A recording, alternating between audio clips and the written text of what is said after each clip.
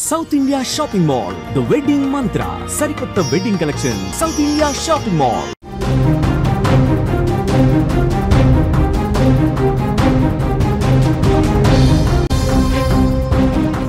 తిరుపతిలో దోపిడీ దొంగలు బీభత్సం సృష్టించినట్లుగా తెలుస్తుంది. మాస్కులు ధరించి మారుతి షోరూంలోకి వాళ్ళు ప్రవేశించిన ఆ నలుగురు దుండగులు కూడా సేల్స్ ఎగ్జిక్యూటివ్ బాలాజీ చేతులు కాళ్లు కట్టేసినట్లుగా మనకి విజువల్లో కూడా క్లియర్ గా కనిపిస్తుంది. దొంగతనం చేశారు ఆ కేటుగాళ్లు. 7 లక్షల రూపాయల లాకర్తో అయితే పరారైనట్లుగా మనకైతే సమాచారం అందుతోంది. మాస్కులు ధరించిన ఆ నలుగురు దుండగులు కూడా స్థానికంగా ఉన్న మారుతి షోరూంలోకి ప్రవేశించారు. అనంతరం సేల్స్ ఎగ్జిక్యూటివ్ బాలాజీ చేతులు కాళ్లు కట్టేసి దొంగతనానికి పాల్పడ్డారు.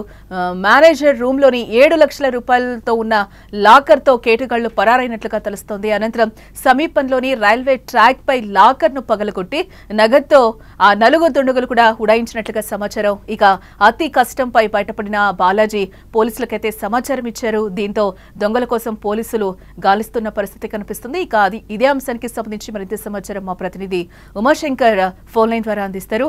ఉమా, అసలు ఏం జరిగింది? జానకి, ఇవాళ ఉదయం 3:30 గంటల ప్రాంతంలో రేణిగుంట రోడ్ లో ఉన్నటువంటి మారుతి షోరూము దాదాపు అక్కడ రెనోవేషన్ జరుగుతోంది.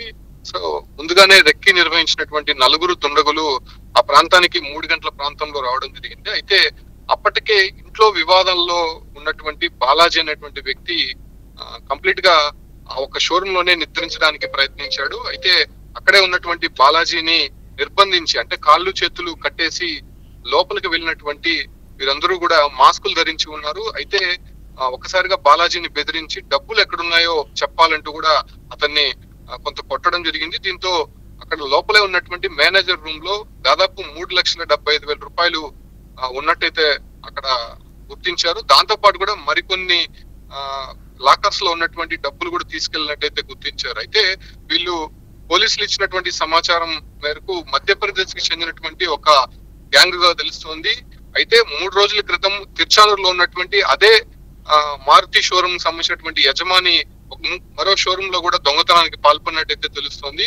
దాంతో పాటు కూడా ఏదైతే గతంలో జరిగినటువంటి దొంగతనాల నేపథ్యంలోనే ఇప్పుడు దొరికినటువంటి ఆధారాలు, అంటే సీసీ ఫుటేజ్ కావచ్చు, లేకపోతే అక్కడ ఉన్నటువంటి ఫింగర్ ప్రింట్స్ ఆధారంగా వీళ్ళు మధ్యప్రదేశ్ కి చెందినటువంటి బడా గ్యాంగ్ గా తెలుస్తోంది. అయితే వాళ్ళు దొంగతనాలకి పాల్పడినట్టయితే పట్టుకునే ప్రయత్నం అయితే పోలీసులు ఇప్పుడు కొన్ని బృందాలు అయితే ఏర్పాటు చేసినటువంటి పరిస్థితి. కాకపోతే ఇక్కడ ఒక అనుమానం వస్తుంది. ఎగ్జిక్యూటివ్ మేనేజర్ గా ఉన్నటువంటి బాలాజీ ఎందుకు అంత అర్ధరాత్రి, అంటే ఇతను 2 గంటల ప్రాంతంలో ఇంట్లో కొంత గొడవ జరిగి అక్కడికి వచ్చినట్టయితే తెలుస్తుంది. 3 గంటల ప్రాంతంలో ఈ దొంగతనం జరిగింది.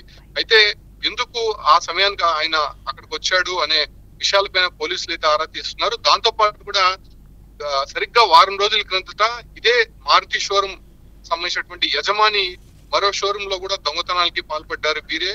అయితే అప్పుడు ఎందుకు ఒకే షోరూమ్ ఒకే యజమాని టార్గెట్ చేశారన్న దానిపైన కూడా ఎవరైనా అక్కడ ఉండేటువంటి సిబ్బంది వీళ్ళకి సమాచారం ఇచ్చి ఈ రకంగా చేశారన్న దానిపైన కూడా పోలీసులు కూపీలు అవుతున్నారు. మనం దొంగల్ని చాలా క్లియర్ గా చూడొచ్చు. సీసీ ఫుటేజ్ లో దాదాపు 4 వచ్చారు. ఒకరు మాత్రమే మంకీ క్యాప్ పెట్టుకుని ఉన్నారు. మిగతా 3 మాస్క్ ధరించి ఉన్నారు. వాళ్ళ చేతిలో కత్తులు కటార్లు అయితే ఉన్నాయి.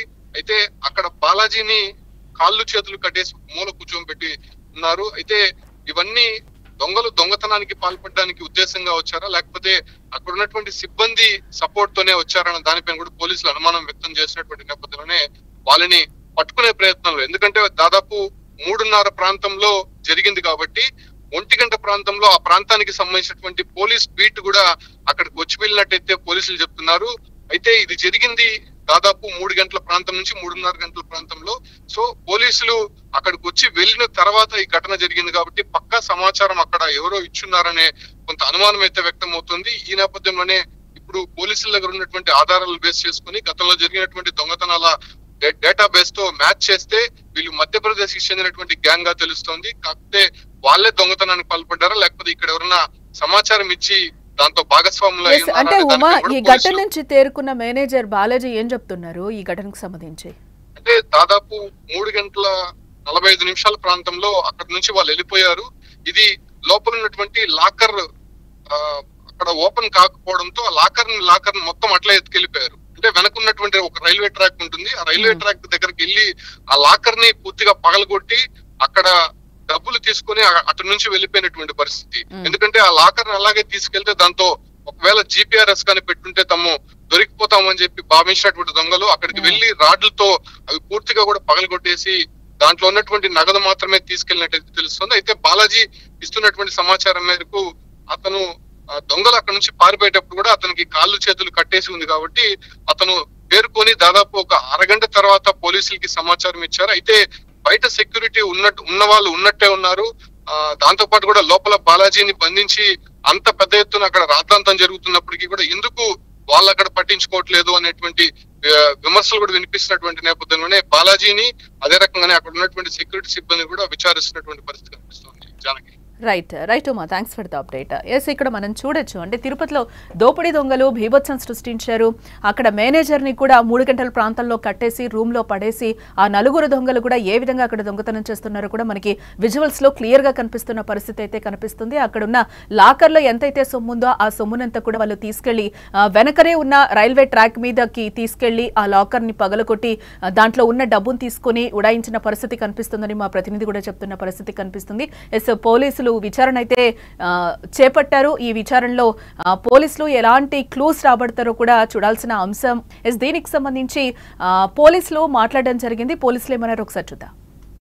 మనం ఇక్కడున్న భార్గవి ఆటోమొబైల్స్ మారుతి సుజుకి షోరూంలో ఎర్లీ మార్నింగ్ 3 గంటలకి ఒక 4 వ్యక్తులు ఇట్లా ఫ్రంట్ డోర్ గుండా వచ్చేసి లోపలికి వెళ్ళి లోపల ఉన్న బాలాజీ అనే వ్యక్తిని తాళ్లతో కట్టేసి తర్వాత క్యాష్ చెస్ట్ బయటికి తీసుకెళ్ళి ఆ రైల్వే ట్రాక్ దగ్గర పగలగొట్టి అందులో ఉన్న 3,75,000 తీసుకొని పోవడం జరిగింది. అందులో భాగంగా దర్యాప్తు చేస్తున్నాము. సీసీ ఫుటేజెస్ అన్నీ ఉన్నాయి, డెఫినెట్గా డిటెక్ట్ చేస్తాము. ఇంకా లాస్ట్ బిఫోర్ ఎర్లీ మార్నింగ్ కూడా మనకు తిరుచానూరు లిమిట్స్లో ఇదే ఓనర్ది భార్గవి ఆటోమొబైల్స్లో జరిగింది. మేమైతే నైట్ అంతా తిరిగి ఈవెన్ ఇక్కడికి వచ్చి కూడా సెక్యూరిటీ వాళ్ళని మా ఎస్ఐ గారు 1 o'clock వచ్చారు, నేను 1:30కి వచ్చాను.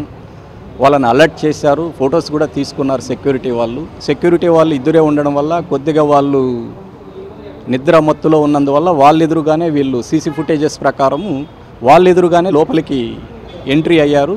దానికి తోడు ఇది రిపేర్ ఉన్నందువల్ల ఓపెన్లోనే ఉంది, వాళ్ళేమీ పగలగొట్టి లోపలికి ఎంట్రీ కాలేదు. ఈ సెక్యూరిటీ యాంగిల్లో కూడా నాట్ ఓన్లీ భార్గవి ఆటోమొబైల్స్, మిగతా షోరూమ్స్, ATMs, తర్వాత డీజిల్ బంకులని కొద్దిగా సెక్యూరిటీ ఇంప్రూవైజ్ చేసుకొని ఇట్లాంటి ఇన్సిడెంట్ జరగకోకుండా చూసుకోవాలని ఈ మీడియా పరంగా వాళ్ళకి విజ్ఞప్తి చేస్తున్నాం.